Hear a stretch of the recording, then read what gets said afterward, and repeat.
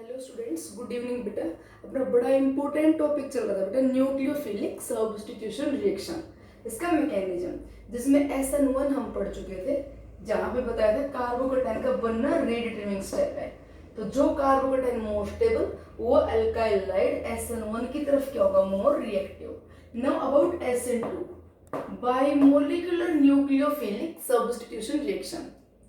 इसके अकॉर्डिंग क्या बताते हैं बेटा, कोई अल्काइलाइड अगर पार्टिसिपेट कर रहा है न्यूक्लियोफिलिक सब्स्टिट्यूशन में, तो यहाँ पे हैलाइड का निकलना और न्यूक्लियोफाइल का अटैक करना बोथ अकर साइमल्टेनियसली, ये सिंगल स्टेप में हो जाएगी reaction. It is the elementary reaction completes in one step. यहाँ पे जो ट्रांजिशन स्टेट होगी इसमें दिखा देते हैं बीच में कि हैलाइड के साथ बॉन्ड डिसोसिएट होने लग रहा है, और जो आने वाला न्यूक्लियोफाइल है उसके साथ बॉन्ड फॉर्मेशन होने लग रही है। It is the transition state जो कि अनस्टेबल होती है।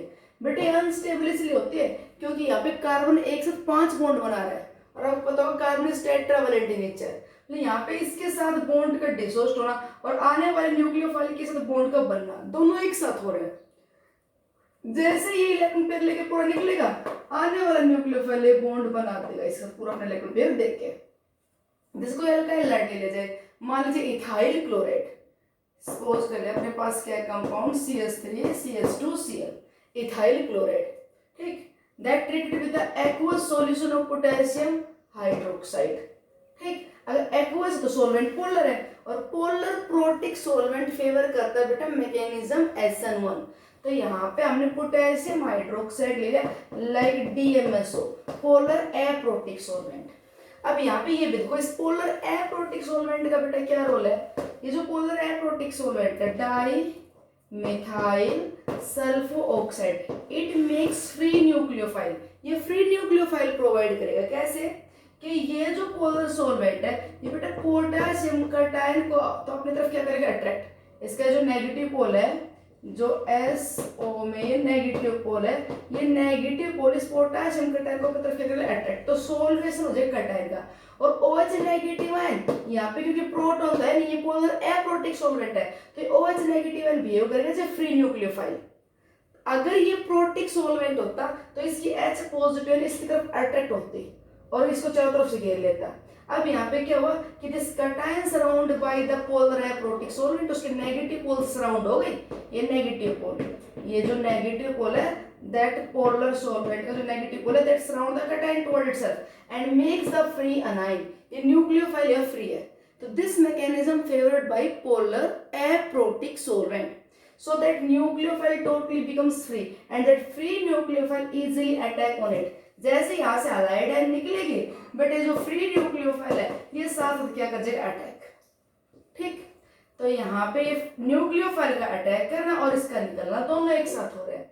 तो ट्रांजिशन स्टेट क्या बनेगी, यहाँ पे ट्रांजिशन स्टेट क्या होगी, ये कार्बन H ये CH3 क्लोराइड के साथ बॉन्ड डिसोसिएट हो रहा है और आने वाले न्यूक्लियोफाइल के साथ बॉन्ड फॉर्मेशन हो रहे हैं। यहाँ पे देखो ये वैलेंस 5 एग्जिबिट कर रहा है क्लोराइड का, क्योंकि बॉन्ड कंप्लीटली डिसोसिएट हुआ नहीं है। जैसे इलेक्ट्रॉन पेयर अपनी तरफ अटैक करेगा, पोलर सॉल्वेंट इसको आसानी से आयनाइज करेगा, ठीक। पोलर सॉल्वेंट है तो पोलर सॉल्वेंट है ना, वो इसको आयनाइज करेगा आसानी से। तो यहाँ पे जैसे डेफिशिएंसी क्रिएट होगी, नेगेटिव इलेक्ट्रो न्यूक्लियोफाइल वो यहाँ पे अटैक कर गए, तो न्यूक्लियोफाइल का इधर बॉन्ड बनाना, इसका बॉन्ड डिसोसिएट होना, बोथ अकर साइमल्टेनियसली।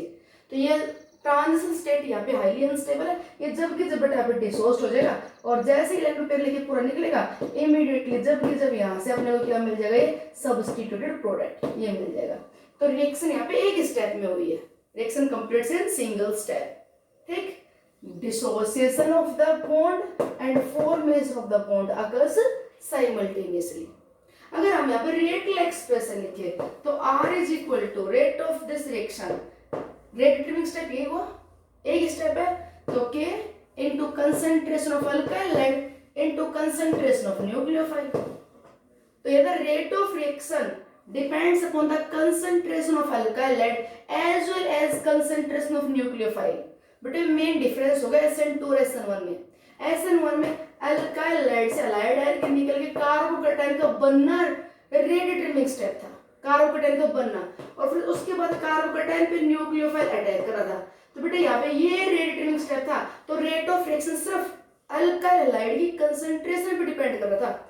यहाँ पे क्या है, rate of reaction depends upon the concentration of nucleophile also. ठीक, तो first order with respect to this, first with respect to this, overall ये सेकंड ऑर्डर रिएक्शन है। ओवरऑल बेटा रिएक्शन कैसी है, सेकंड ऑर्डर रिएक्शन है। ठीक, आगे देखो, इसके बाद यहाँ पे अगर हम बात करें कि कौन सा अल्काइलाइड इस रिएक्शन में इजीली पार्टिसिपेट कर जाएगा, कौन सा अल्काइलाइड इस रिएक्शन की तरफ मोर रिएक्टिव होगा, कौन सा अल्काइलाइड मोर रिएक्टिव होगा, तो बेटा यहाँ पे न्यूक्लियोफाइल उस जगह पे इजीली अटैक करेगा जहां पे स्टेरिक हिंड्रेंस कम से कम हो। स्टेरिक हिंड्रेंस भीड़ की वजह से रुकावट, तो जिस जगह पे अटैक करना आने वाले न्यूक्लियोफाइल को, ये ले लिया हमने HHH, ये ले मिथाइल लाइड, तो बेटा यहाँ पे हैलाइड एंड जैसे निकलेगा, पीछे से जो फ्री न्यूक्लियोफाइल है वो आसानी से अटैक कर जाएगा, because this carbon surround by the small atom, तो ये चारों तरफ से ज्यादा कवर नहीं कर पाएंगे, तो इसको अटैक करने के चांस ज्यादा मिल गया, आसानी से अटैक कर जाएगा। ये फ्री स्पेस यहाँ बहुत सारा है। ठीक है, और अगर मैं इस अल्काइलाइड की जगह बेटा टर्सरी ब्यूटाइल क्लोराइड, ध्यान देना टर्सरी ब्यूटाइल क्लोराइड, तो यहाँ पे लगा दी मैंने अल्काइल ग्रुप, बल्कि ग्रुप, तो बड़ा बड़ा ग्रुप ज्यादा जगह कवर करेगा, तो ये अपना जो कार्बन है, कार्बन ये यहाँ चारों तरफ से कवर होगा। जिस कार्बन के साथ 3 मिथाइल ग्रुप लगे होंगे, तो बेटा तीनों मिथाइल ग्रुप इसे इतना सराउंड अप कर लेंगे कि जो आने वाला न्यूक्लियोफाइल है वो पीछे से जल्दी से अटैक नहीं कर पाएगा, ये बॉडीगार्ड चारों तरफ से कवर कर लेंगे। भीड़ में मेन जगह पे अटैक करने के चांस कम हो गए। अगर चारों तरफ से भीड़ से अगर इसके ऊपर किसी को गोली मारनी है और भीड़ में चारों तरफ पीछे बहुत सारे लोग हैं, तो बेटा इसकी जगह और किसी गोली लग जाएगी, है ना। तो जितनी स्टीरिक इंटरेस्ट ज्यादा होगी उतने यहाँ पे अटैक होने के चांस, इस पे मेन साइड पे अटैक होने के चांस क्या होगा, लेस। तो that mechanism is favoured by those alkyl halide which are less sterically hindered, मतलब जहां पे ब्रांचिंग कम से कम हो, जहां पे स्टेरिक हिंड्रेंस कम से कम हो। तो towards SN2 what is the expected order of reactivity of alkylaid, SN2 की तरफ कौन सा अल्काइलाइड मोर रिएक्टिव होगा, तो बेटा methyl halide is most reactive because it is least substituted. यहाँ पे सब्स्टिट्यूएंट कोई बड़ा ग्रुप नहीं है, सारे ये हाइड्रोजन लगा दिए। मिथाइल हैलाइड से लेस रिएक्टिव होगा बेटा प्राइमरी। प्राइमरी का मतलब समझते हो कि the carbon to which halogen attached is attached with one carbon, तो ये बेटा प्राइमरी लेस रिएक्टिव होगा। एक बल्कि ग्रुप आ रहा है, प्राइमरी से भी लेस रिएक्टिव होगा बेटा सेकेंडरी, और उससे भी लेस रिएक्टिव होगा टर्सरी। डिग्री दे रखी है, जितने स्टीरिक इंटरेस्ट बढ़ेगी उतना ही अल्काइलाइड क्या होता जाएगा, लेस रिएक्टिव टुवर्ड्स SN2। ये सबसे मेन डिफरेंस है, इस पे बेस्ड क्वेश्चन आपको मिलेंगे, ध्यान से फिर सुन लीजिए। SN2 में हम क्या बता रहे हैं, इसका निकलना और आने वाले न्यूक्लियोफाइल का अटैक करना एक साथ है। तो rate of reaction, concentration alkyl halide nucleophile दोनों पे डिपेंड कर रहा है। रिएक्शन एक ही स्टेप में कंप्लीट हो गई, रिएक्शन सेकंड ऑर्डर है। अगर एक स्टेप में कंप्लीट हो गई तो इसका एनर्जी लेवल डायग्राम ले हम, अगर हम इसका एनर्जी लेवल डायग्राम, इधर ले पोटेंशियल एनर्जी, इधर ले प्रोग्रेस ऑफ रिएक्शन, तो बेटा सिंगल स्टेप रिएक्शन, तो ये ग्राफ आ जाएगा। रिएक्शन ओवरऑल एक्सोथर्मिक है क्योंकि बॉन्ड जो बनेगा स्ट्रॉन्ग न्यूक्लियोफाइल के साथ बनेगा, ये weak nucleophile replaced by strong nucleophile, तो एक्सोथर्मिक है, तो ये हो गया। और बेटा अगर यही मैं SN1 की बात करूं, SN1 उसमें आपको पता हो पहले बॉन्ड टूट के कार्बोकेटाइन बनेगी, फिर कार्बोकेटाइन पे न्यूक्लियोफाइल अटैक करेगा, तो उसके लिए ये ऐसा ग्राफ आ रहा था, ये ऐसा आएगा कि फर्स्ट एक्टिवेशन एनर्जी लार्ज, क्योंकि फर्स्ट स्टेप स्लो स्टेप है और second activation energy small, second step first step था। अगर हम रिएक्टिविटी की बात करें तो अल्काइलाइड SN2 में वो मोर रिएक्टिव होगा जहां पे क्या बता रहे हैं, लेस स्टीरिक हिंड्रेंस, इस पे बेस्ड क्वेश्चन मिलेंगे। और बेटा SN1 में वो मोर रिएक्टिव होगा जिसकी कार्बोकेटाइन क्या है, more stable. Greater the stability of carbocation, greater will be reactivity of that compound towards SN1 displacement। तो SN1 में रिएक्टिविटी का ऑर्डर बिल्कुल इसका रिवर्स होगा, टर्सरी मोर रिएक्टिव, उससे लेस सेकेंडरी, उससे लेस प्राइमरी, और बेटा वहां पे तो मिथाइल लाइड लिस्ट रिएक्टिव था, कार्बोकेटाइन टर्सरी आपको पता है मोस्ट स्टेबल है। अब इस पे बेस्ट क्वेश्चन मिल सकते हैं, जैसे ये कह दिया जाए आउट ऑफ, बड़ा इंपॉर्टेंट क्वेश्चन इसकी यही है कि out of these to compound, एक तो ये दे दिया जाए क्लोरोसाइक्लोहेक्सेन और एक दे दिया जाए साइक्लोहेक्साइल क्लोरोमीथेन, ये दे दिया जाए। Out of these two alkyl halide which is more reactive towards SN2 displacement, which one is more reactive towards SN2 displacement?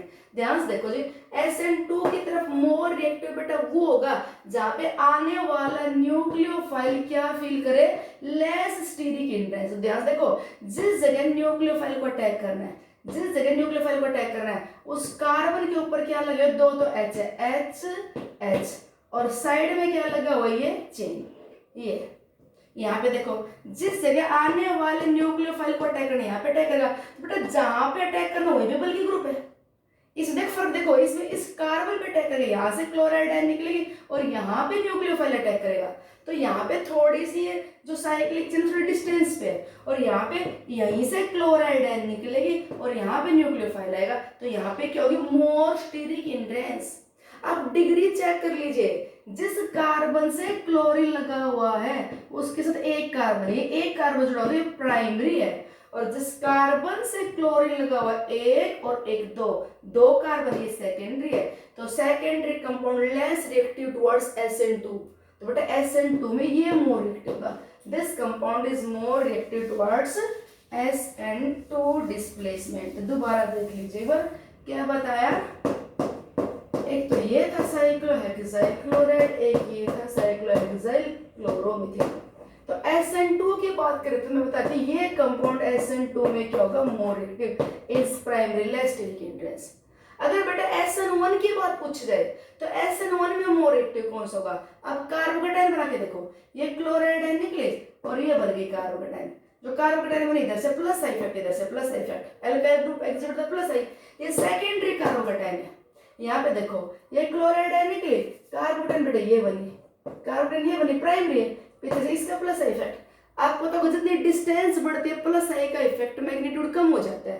तो यहाँ पे देखो ये साइक्लोहेक्साइल पीछे, तो ये कार्बोकेटाइन प्राइमरी और ये कार्बोकेटाइन कैसी है, secondary. Secondary carbocation is more stable, तो SN1 में ये वाला कंपाउंड क्या होगा, मोर रिएक्टिव, SN1 की तरफ ये मोर रिएक्टिव होगा।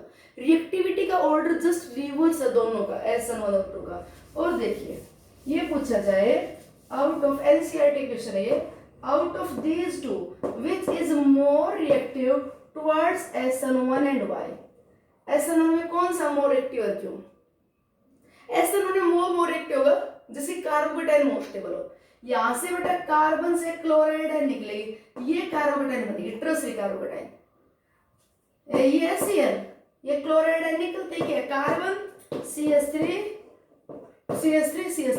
ये कंपाउंड, क्लोराइड आयन निकलते ये कार्बोकेटाइन बनेगी, tertiary carbocation stabilised by the plus I effect of the 3 alkyl group. और जिस कार्बन के ऊपर पॉजिटिव चार्ज है, जिस कार्बन के ऊपर पॉजिटिव चार्ज है उसके रिस्पेक्ट में आप अल्फा हाइड्रोजन काउंट कर लीजिए। इस कार्बन के ऊपर पॉजिटिव चार्ज है, इसके रिस्पेक्ट में अल्फा हाइड्रोजन को 3, 3, 6 और 3, 9 अल्फा हाइड्रोजन है।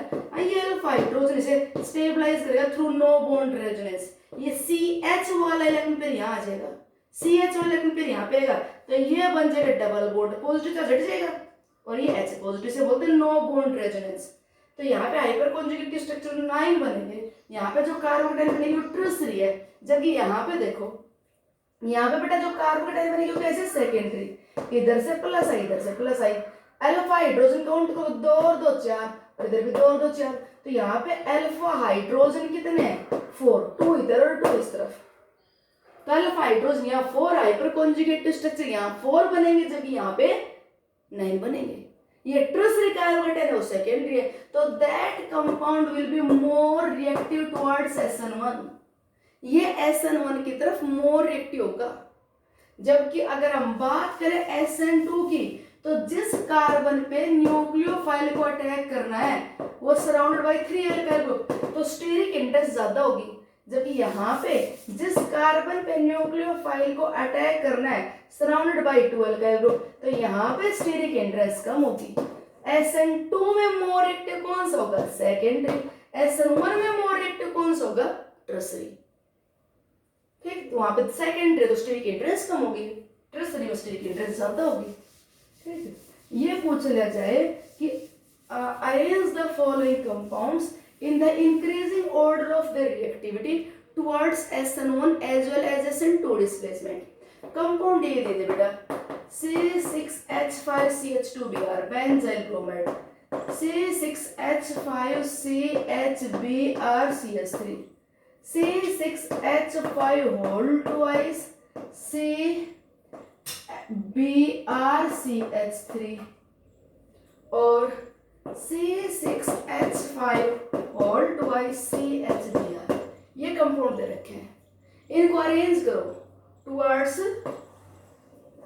ये कह दिया जाए टुवर्ड्स SN1 डिस्प्लेस। बेटा एक की तरफ अरेंज कर लो, SN1 से जस्ट अपोजिट हो जाता है SN2 में, तो SN1 से अपोजिट हो जाता है। देखो करके अब C6H5CH2Br, ये बेटा C6H5 और ये CH2Br, ये बेंजाइल ब्रोमाइड।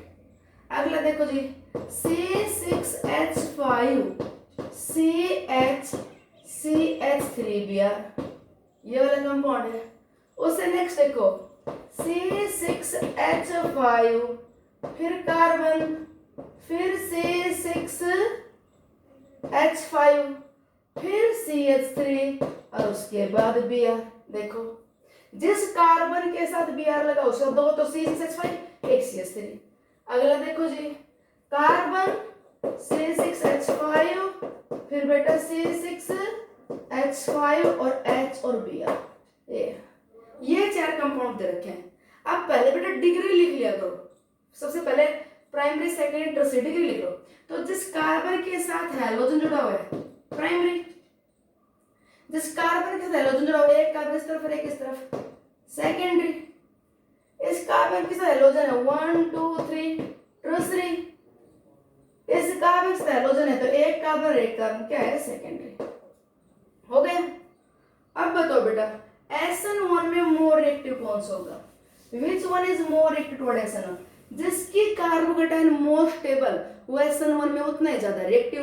तो बेटा कार्बोकेटाइन यहाँ प्राइमरी बनेगी, तो ये स्टेबल। अगर मैं कह दूं इस कंपाउंड का नाम A है, इसका B है, इसका C है, इसका D है, तो ये प्राइमरी कार्बोकेटाइन लिस्ट स्टेबल। तो SN1 डिस्प्लेसमेंट में A लिस्ट रिएक्टिव, A से मोर रिएक्टिव सेकेंडरी कार्बोकेटाइन। अब देखो यहाँ पे सेकेंडरी कार्बोकेटाइन B भी है और सेकेंडरी कार्बोकेटाइन D भी है। एनसीईआरटी का क्वेश्चन बेटे सेकेंडरी कार्बोकेटाइन है, दोनों ध्यान से देखिए।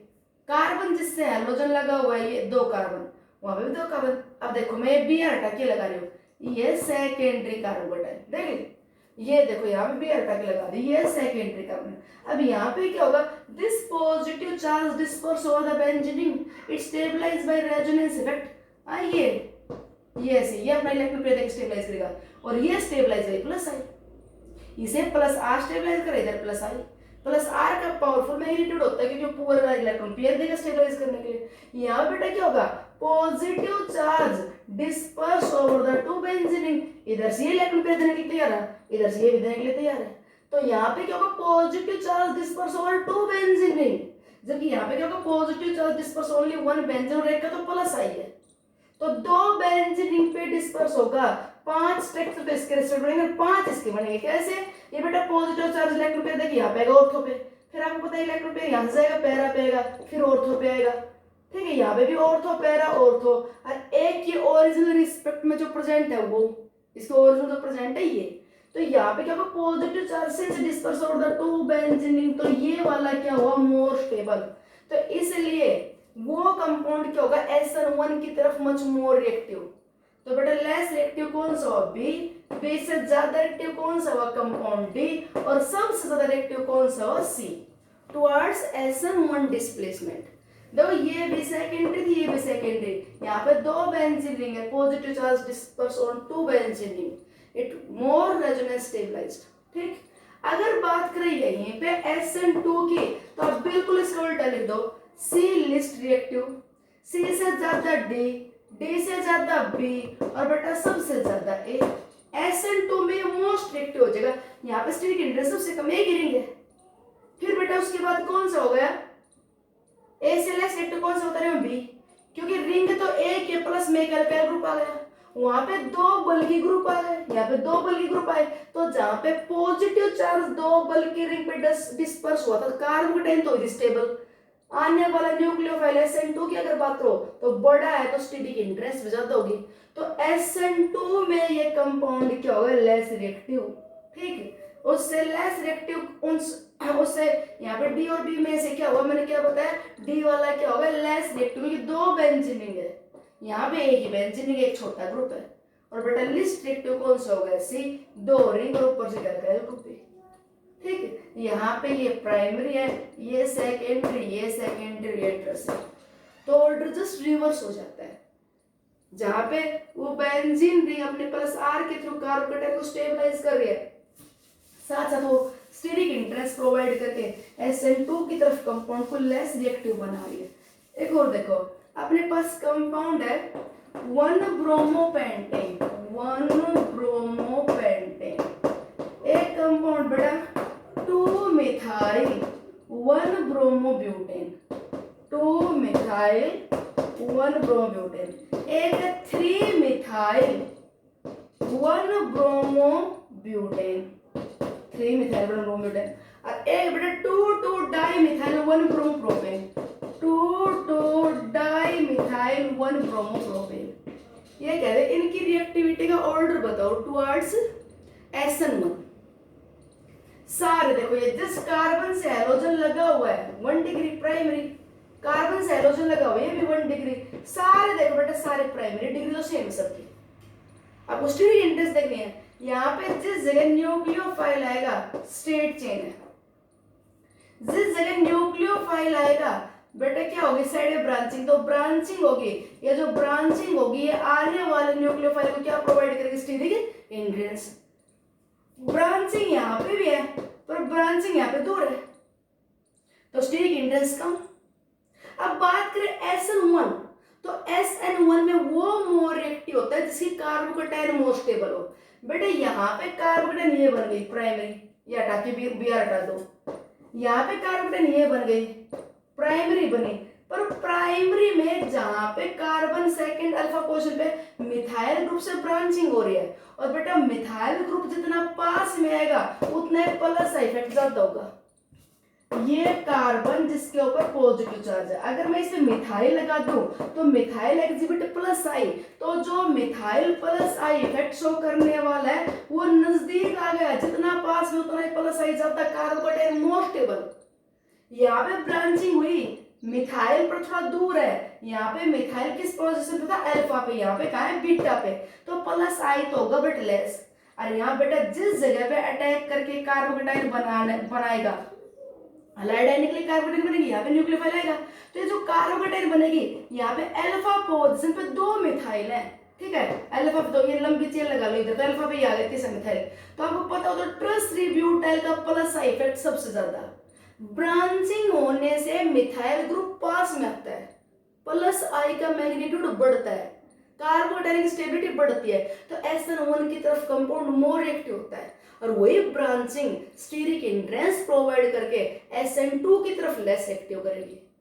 तो अगर बात की जाए इन कंपाउंड्स की SN1 की, तो बेटा ये वाला कंपाउंड सबसे ज्यादा रिएक्टिव है, सबसे कम SN1 में बताओ, मैं दोबारा लिख रही हूँ कंपाउंड, ये तो 1 ब्रोमोपेंटेन, SN1 की बात कर रहे हैं, बताओ कौन सा मोर रिएक्टिव होगा, CH3CH2Br, ये 1 ब्रोमोब्यूटेन, ये 1 ब्रोमोब्यूटेन, ये 2 डाइमिथाइल 1 ब्रोमोप्रोपेन। बोलो जी SN1 में बताओ जल्दी से कौन सा मोस्ट रिएक्टिव होगा, कौन सा मोस्ट रिएक्टिव होगा SN1 में।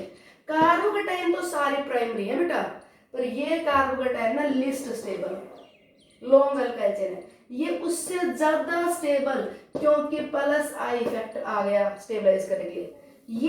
ये देखो, अब कंपाउंड ABC, बेटा ये वाली ए से तो ज्यादा स्टेबल, क्योंकि कार्बोकेटाइन बनेगी प्लस आई इफेक्ट थोड़ा पास में आया बीटा पे, ब्रांचिंग कर दी, ब्रांचिंग से प्लस आई बढ़ता है, और बी से ये लेस, क्योंकि यहाँ पे मिथाइल अल्फा पे, यहाँ मिथाइल बीटा पे, तो इसलिए अगर इन कंपाउंड्स की बात करें तो SN1 की तरफ बेटा ये जो कंपाउंड डी है ये सबसे ज्यादा रिएक्टिव डी SN1 में, क्योंकि कार्बोकेटाइन मोस्ट स्टेबल बनेगी।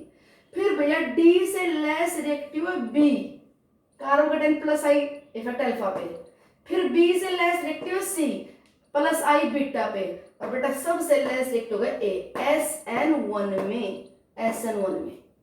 और अगर इन्हीं कंपाउंड्स की SN2 में रिएक्टिविटी बताएं तो ए सबसे ज्यादा, स्टेरिक हिंड्रेंस सबसे कम, स्ट्रेट चेन है, ए की तरफ चेन है, ब्रांचिंग नहीं हो रही, ब्रांचिंग होगी तो हिंड्रेंस होगी, ब्रांचिंग साइड में ब्रांचेस निकली होंगी तो आने वाला न्यूक्लियोफाइल ज्यादा हिंड्रेंस फील करेगा, ठीक है।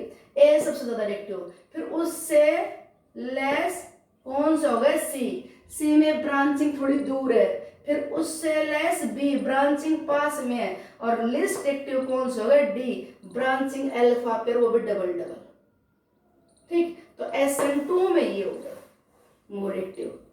ये कह दिया जाए neopentyl bromide is primary alkyl halide although not favors SN2, neopentyl. Second last branch with 2 methyl, ये नियोपेंटाइल जो लिखा था 2 डाइमिथाइल 1 ब्रोमोप्रोपेन, ये नियोपेंटाइल ग्रुप, ये नियोपेंटाइल ग्रुप है। It is primary alkyl halide although not favor SN2, primary होते हुए भी SN2 को फेवर नहीं करता, बिकॉज यार क्या होगा कि अल्फा पोजीशन, क्योंकि यहाँ पे आना nucleophile, alpha position is branched with 2 alkyl group, so incoming nucleophile feels the most steric hindrance, इसलिए SN2 को फेवर नहीं करता। इसके बजाय ये यहाँ से ब्रोमाइड निकाल के और क्या बनाएगा carbocation which is more stable, क्योंकि यहाँ पे कार्बोकेटाइन जो बनेगी ना वो मोर स्टेबल क्यों होगी बेटा, ये मिथाइल शिफ्ट करवा दो, ये मिथाइल शिफ्ट करवा दो, देखो क्या होगा CH3 carbon CH3 CH2 CH3, neopentyl की मिथाइल शिफ्ट होने के बाद क्या बनेगी मोर स्टेबल कार्बोकेटाइन, तो ये कंपाउंड SN1 की तरफ क्या हो जाएगा मोर रिएक्टिव, ठीक। तो बेटा आपको क्या ध्यान रखना है, जिसकी कार्बोकेटाइन मोर स्टेबल वो SN1 में मोर रिएक्टिव, और जब ब्रांचिंग लेस वो SN2 में मोर रिएक्टिव। एक लास्ट, चाहे मैकेनिज्म SN1 हो या SN2 हो, अल्काइल हैलाइड्स की रिएक्टिविटी का ऑर्डर, अगर हैलोजन चेंज कर दे तो अल्काइल पार्ट सेम रखे, अल्काइल पार्ट सेम रखोगे स्टीरिक हिंड्रेंस बराबर होगी, तो रिएक्टिविटी का ऑर्डर SN2 की तरफ सभी कंपाउंड का बराबर होना चाहिए, पर हम ये हैलोजन चेंज करते हैं, जैसे ये कहना चाह रहे हैं एक तो ले ले ट्रसरे ब्यूटाइल क्लोराइड और एक ले ले ट्रसरे ब्यूटाइल ब्रोमाइड, तो स्टीरिक हिंड्रेंस बेटा बराबर ही है। अब SN2 में कौन मोर एक्टिव, या मैं कहूं यहाँ पे जो कार्बोकेटाइन बनेगी वो तो बराबर स्टेबल बनेगी, अब SN1 में कौन मोर एक्टिव, तो जब R पार्ट सेम हो ना तो बेटा हमेशा क्लोराइड से ज्यादा रिएक्टिव होते हैं ब्रोमाइड, और ब्रोमाइड से भी ज्यादा रिएक्टिव होता है iodide, alkyl fluoride least reactive, क्योंकि बेटा बेटर लीविंग ग्रुप सबसे आसानी से कौन निकल जाता है iodide, size large bond long and weak, तो आसानी से न्यूक्लियोफिलिक सब्स्टिट्यूशन करना है, बॉन्ड को तोड़ना ही पड़ेगा, तो सबसे आसानी से कौन निकलेगा हलाइड में आयोडाइड, उससे लेस इजीली कौन सा निकलेगा ब्रोमाइड, उससे लेस इजीली क्लोराइड, और बेटा लिस्ट कौन सा होगा फ्लोराइड। तो चाहे मैकेनिज्म SN1 हो या SN2 हो, अगर अल्काइल पार्ट सेम है तो SN1 हो चाहे SN2 हो, रिएक्टिविटी का ऑर्डर ये रहेगा, अगर अल्काइल पार्ट सेम है तो। जैसे ये पूछे अपने से कि बताओ मिथाइल क्लोराइड और मिथाइल ब्रोमाइड कौन मोर रिएक्टिव टुवर्ड SN2, तो ये मोर रिएक्टिव, स्टीरिक हिंड्रेंस तो बराबर होनी थी, फिर क्यों हुई, तो क्योंकि अब बॉन्ड लॉन्ग वीक इजीली टूट जाएगा। SN1 में मोर एक्टिव कौन, यही कार्बोकेटाइन तो बराबर ही बनेगी, फिर ये मोर एक्टिव क्यों, बॉन्ड लॉन्ग वीक टूट जाएगा। ये कह दे बताओ इन दोनों में से कौन सा मोर रिएक्टिव टुवर्ड्स द SN2, तो बेटा ये मोस्ट रिएक्टिव SN2, मेरा SN1 कहे तो भी यही ऑर्डर होगा, ठीक। Okay thanks.